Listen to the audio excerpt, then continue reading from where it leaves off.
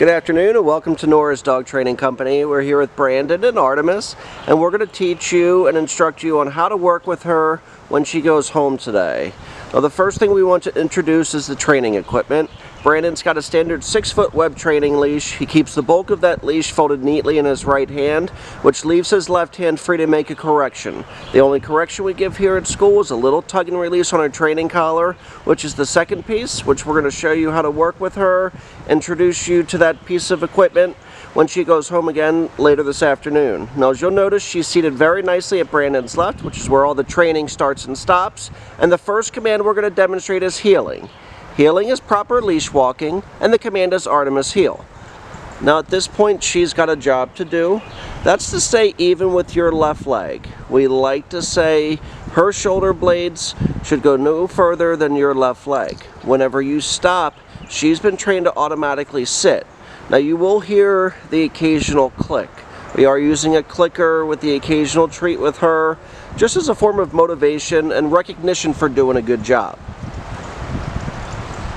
Whenever we stop, she should automatically sit and wait for that next command, and the next command is to sit stay. So always have her seated first. You're going to use your left open palm towards her muzzle and the one-word firm command to stay. Now your job at home is going to be to lengthen out your stationary commands. So sit, stay, and down stay. With your sit, stay at home, 30 seconds working up to 3 minutes. When Brandon returns back to his dog, he walks right back to heel position, and then she expects to get another command. And because it feels like it's in the 40s out here today, blowing a gale, we do have a blanket set up for her. Even though she's a sporting dog and a working dog, she seems to be more comfortable. If she doesn't sit, the correction is no sit with that little tug and release. We'll show you that sit stay again. And again, the sit stay is a hand and a voice command. Again, left open palm towards her muzzle, one word firm command to stay. Now these stationary commands are designed to have her be a little bit more focused, helps with maturity and self-control. Now Brandon can call her out of that. And the idea is that when she comes back, she sits. Ideally, you want to have her come back and sit facing you. But the idea is that, number one, and most importantly, that she does come back and she sits when she gets there. Now with Artemis, I mean, you gotta watch, how much praise you give her because she gets excited.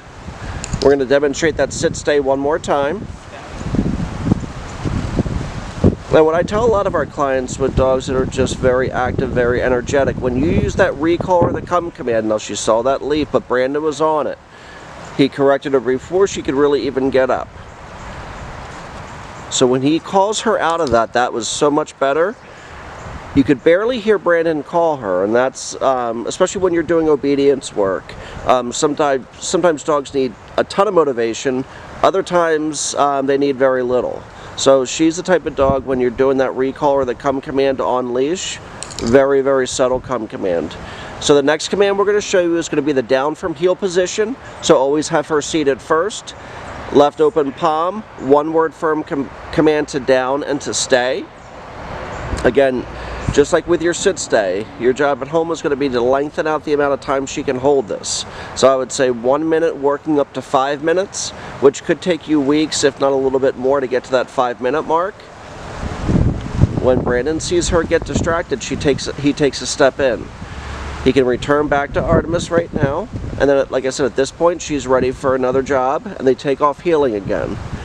And one of the big things with your sporting breeds and your dogs that are designed for working, this is great mental stimulation and great mental fatigue. I mean, so if it's a rainy day like tomorrow, if you haven't had a chance to get her out as much as you'd like, then work her in obedience. It'll mentally tire her out. We're going to do that down from heel position again. Down and stay.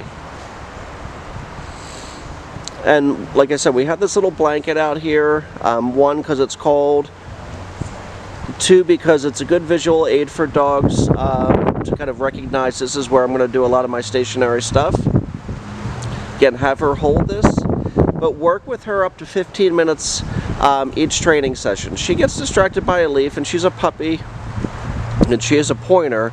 So not the end of the world. If she makes a mistake at home, just go right back to that same command, just like Brandon did, down and stay. The big thing is going to be practice, practice, practice, and because you guys are so close and you guys are local, it's easy for you guys to call us, for us to work with you guys with any sort of difficulties, any sort of problems you're having. We want to know about it. We've really enjoyed working with her. She's been a really good girl. We want to thank you so much for using Nora's Dog Training Company as your personal dog trainer, and we will see you guys a little after 4 today. Thanks again.